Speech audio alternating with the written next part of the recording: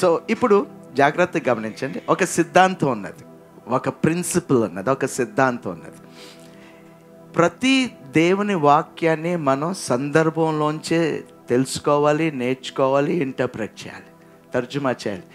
నువ్వు దేవుని వాక్యాన్ని, దాని సందర్భాన్ని బయట, దాని కాంటెక్స్ట్ బయట, దానికి ఒక కాంటెక్స్ట్ ఉంటుంది, దానికి ఒక సందర్భం ఉంటుంది, అది ఒక హిస్టరీతో కనెక్ట్ అయి ఉంటుంది, ఒక ప్రత్యేకమైన ఒక సమయానికి అది సంబంధం అయి ఉంటుంది. ఆ సంబంధమైన విషయం నువ్వు బయటికి లాగి నువ్వు ఇంటర్ప్రెట్ చేస్తే then you are actually misguiding yourself and miscommunicating with the people.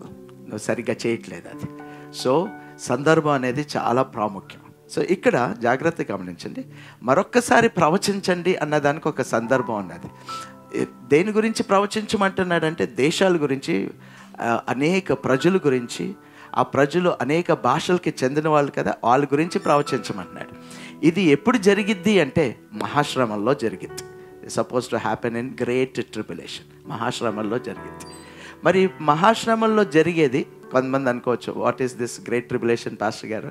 మహాశ్రమలు అంటే ఏంటంటే యేసు ప్రభుని నమ్మిన, యేసు ప్రభుతో ఎవరైతే సీరియస్గా ఉంటారో, నమ్మి రక్షణ పొందుతారో, సీరియస్గా ఆయన్ని ఫాలో అవుతారో, చాలా త్వరగా ఒక కడబుర ధ్వని మనం వినబోతున్నాం, మన అందరం ఈ లోకం నుంచి వెళ్ళిపోతాం.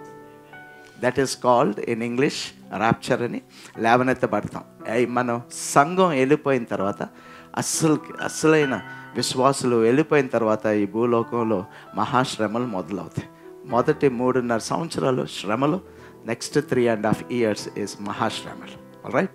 సో ఈ మహాశ్రమంలో ప్రవచించమంటున్నాడు, అది సందర్భం అక్కడ.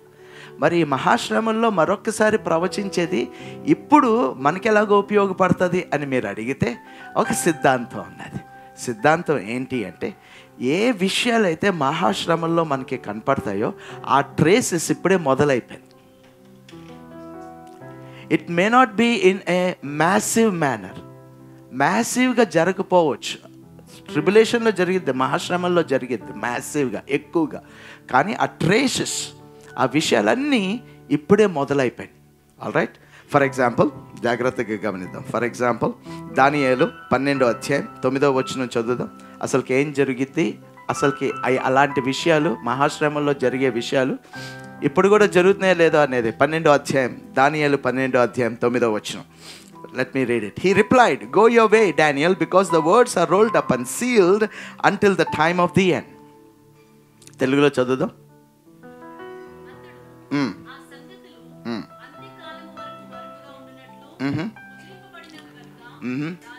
దానియేలు, నువ్వు ఊరికనే ఉండి నెమ్మదిగా ఉండు, నీ దారి నువ్వు చూసుకో అన్నాడు. వెళ్ళిపో అన్నాడు. గో యువర్ వే అన్నాడు. అనేకులు శుద్ధిపరచుకొని, okay, right. So there are 3 things. అనేకులు ఏమవుతారంటే 3 విషయాలు జరుగుతాయి చాలామందికి. నెంబర్ 1, వాళ్ళు పరిశుద్ధపరచబడతారు. Number 2, they will be made spotless అని అంటారు. అంటే దానికి మీనింగ్ ఏంటంటే ఏ దాగు ఉండదు. You will become blameless. ఎవరు నీ వైపుకి ఏ వ్రేలు చూపించరు, నువ్వు తప్పు చేస్తున్నావు అన్న విషయం నీలో కనిపించదు. అలాగ తయారైపోతావు అంటున్నాడు. 3వది, యూ విల్ బి రీఫైన్డ్. మరొకసారి రీఫైన్ అవుతావు, రిఫైన్ అయిపోతావు నువ్వు అంటున్నాడు.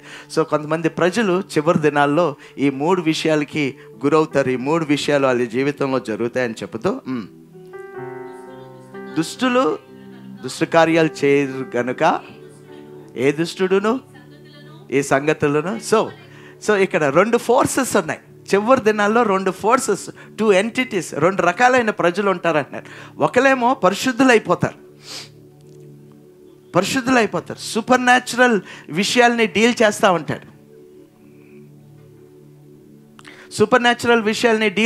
ఉంటాడు, అండ్ దెన్ ఇంకొక రకమైన ప్రజలు దుర్మార్గులుగా మారిపోతారు, దుష్టులుగా మారిపోతారు. So there are 2 entities, 2 forces. ఈ 2 రకాలైన ప్రజలుగా విభజించబడిపోతారు చివరి దినాల్లో. అది ఎప్పుడు జరిగిద్ది అంటే మహాశ్రమంలోనే జరిగిద్ది. ఈ మహాశ్రమంలో జరిగే విషయాలు చెప్తున్నాడు ఇక్కడ. ఇప్పుడు ఆ మహాశ్రమంలో ఏం జరిగిద్ది అంటే దుష్టులు ఇంకా వాళ్ళకి అర్థం అవుతాం. దేవుడి గురించి ఎంత చెప్పినా అర్థం అవుతుంది.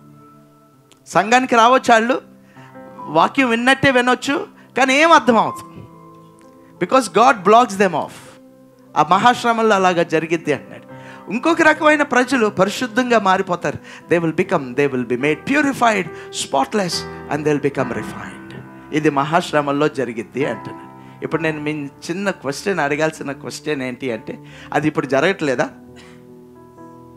చెప్పండి. జరుగుతుంది. అంటే దాని ట్రేసెస్, ఒక ప్రిన్సిపల్, ఒక సిద్ధాంతం, అవన్నీ జరగబోయే మహాశ్రమంలో ఆ విషయాలన్నీ ఇప్పుడు జరుగుతున్నాయి అని మీకు చెప్పటానికి, ప్లస్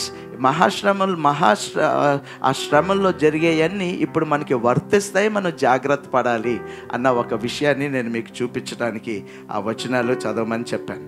ఆల్రైట్. ఇప్పుడు దానియేల్ ఉన్నాడు కదండి. ఈ Daniel was a wise man. He could understand everything. He had an excellent spirit. He understood everything. A problem వచ్చినా ప్రార్థన చేసి దాన్ని సాల్వ్ చేసేవాడు. సాల్వ్ చేసే, జాగ్రత్తగా గమనించండి, సాల్వ్ చేసే ఈ దానియేలుకి ఒకటి అర్థం అవ్వాలి. He didn't understand something.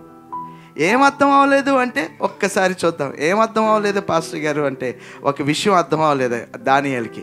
అక్కడ 5వ వచనం నుంచి 12వ అధ్యాయం 5వ వచనం నుంచి చదివితే అక్కడ ఒక విషయం ఉన్నది. అక్కడ ఇద్దరు మనుషులు, లేకపోతే ఇద్దరు మ్యాసివ్ దేవదూతలు ఈ నది యువతాల నది అవతాల ఇద్దరిని చూస్తున్నాడు 5వ వచనంలో. సో సన్నపు నార వస్త్రం వేసుకున్న ఆయన్ని ఇంకొక దేవదూత అడుగుతున్నాడు. ఏం అడుగుతున్నాడంటే, ఈ చివరి దినాలు ఉన్నాయి కదా అని అడుగుతున్నాడు. ఈ చివరి దినాలు ఉన్నాయి కదా, ఈ చివరి దినాలు ఎప్పుడు ముగిసిపోతాయి అని అడుగుతాడు. ఎప్పటికీ ముగిసిపోతాయి అన్నీ అని. అప్పుడు ఈ బట్టలు వేసుకున్న, ఈ సన్న నారపు వస్త్రం వేసుకున్న ఈ దేవదూత 2 హస్తాలు పైకి చాపి, ఏ దేవుడైతే నిరంతరం జీవిస్తాడో ఆ దేవుడి వైపుకి 2 చేతులు ఎత్తి ఒక మాట చెప్తున్నాడు అక్కడ.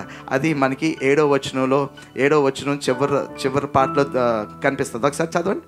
7వ వచనం 12:7. The man clothed in linen who was above the waters of the river lifted his right hand and his left hand toward heaven. 2 చేతులు పైకెత్తాడు. And I heard him swear. ఒక ప్రమాణం తీసుకున్నట్టు, swear by him who lives forever, saying, అని ఒక విషయం చెప్తున్నాడు. It will be for a time, times and half a time. So ఇవన్నీ ఎప్పుడు ముగిసిపోతాయి అంటే, time, times and half a time. అప్పుడు మీరు ఆ అధ్యాయం అంతా చదివితే Daniel was confused. So he said, Lord, what is this time, what are this times and after time? ఏంటి ప్రభు ఇది అని. సో టైమ్స్ అండ్ ఆఫ్టర్ టైంకి అంతా ముగిసిపోతుంది అన్నాడు. దానియేలుకి అర్థం అవ్వాల. He was a wise man, but still he couldn't understand. So అప్పుడు ఏమంటున్నాడు అంటే, దాని గురించి ఏమంటున్నాడంటే 4వ వచనంలో, డానియల్, ఇది నీది కాదు, నీ విషయం కాదు, ఇది చివరి కాలంలో జరిగే విషయం కాబట్టి యు రోల్ ఇట్ అప్, అంటే ఆ వాక్యాన్ని నువ్వు క్లోజ్ చేసేసి ముద్రేసేసి అది చివరి కాలంలో జరిగింది, నీకు ఇప్పుడు చెప్పినా నీకు అర్థం అవదు. So go your way, it is of the last days అంటున్నాడు. ఆల్రైట్. లాస్ట్ డేస్లో జాగ్రత్తగా గమనించండి. ఆ లాస్ట్ డేస్లో ఏం జరిగిద్ది అన్నాడంటే, many will go here and there to increase knowledge. So ఎప్పుడైతే జ్ఞానం ఇంక్రీజ్ అయిపోతుందో లాస్ట్ డేస్లో, అప్పుడు అందరికి అర్థం అవుతుంది, నీ సమయం కాదు ఇది, you go on your way, ఇది నీది కాదు అంటున్నాడు. చివరి దినాలు. సో జాగ్రత్తగా గమనించండి. సో టైమ్స్ అండ్ అది చివరి కాలంలో అర్థం అవుతుంది అంటున్నాడు. నేను ఎంత ఎక్స్ప్లెయిన్ చేసినా నీకు అర్థం కాదు, అది చివరి కాలంలో అర్థం అవుతుంది, ఎండ్ టైంలో అర్థం అవుతుంది, అది ఎండ్ టైంలో ఓపెన్ అవుతుంది అని చెప్తున్నాడు. అంటే నాలెడ్జ్ ఇంక్రీజ్ అయిపోయిన తర్వాత. ఆల్రైట్. సో ఇప్పుడు there is a direct proof, ఒక ప్రూఫ్ ఉన్నది, ఒక రుజువు ఉన్నది. అది ఎండ్ పక్కనలో వచ్చేసి అది ఎండ్ టైంలోనే తెలుస్తుంది అనండి. చివరి దినాల్లోనే అది ఎక్స్పోజ్ అవుతుంది, అందరికీ తెలిసిద్ది అన్న ఒక విషయం. ఆల్రైట్. సో దానియేలుకి తెలియదు, కన్ఫ్యూజ్ అయిపోయాడు, గో ఆన్ యువర్ వే అన్నాడు. ఇప్పుడు ఒక ప్రూఫ్ ఏంటి అంటే, what is this time and times and what is that అని మనం అడిగితే, it is just nothing but 3.5 years. It is just nothing but 3.5 years. The last 3.5 years of the tribulation, which is called great tribulation. ఆ great tribulation 3.5 years అయిపోయిన తర్వాత everything will come to an end. Jesus Christ is going to come back. అది చెప్పాడు. దానియేలుకి అర్థం కాలేదు, old టెస్ట్మెంట్లో ఉన్న వాళ్ళకి ఎవరికి అర్థం కాలేదు.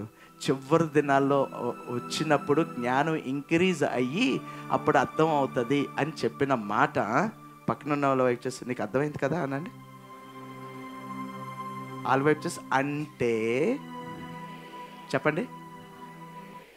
అంటే కాదు, అంటే ఏంటి? No, you are in the last days. It is proved beyond our imagination. It is proved you are in the last days.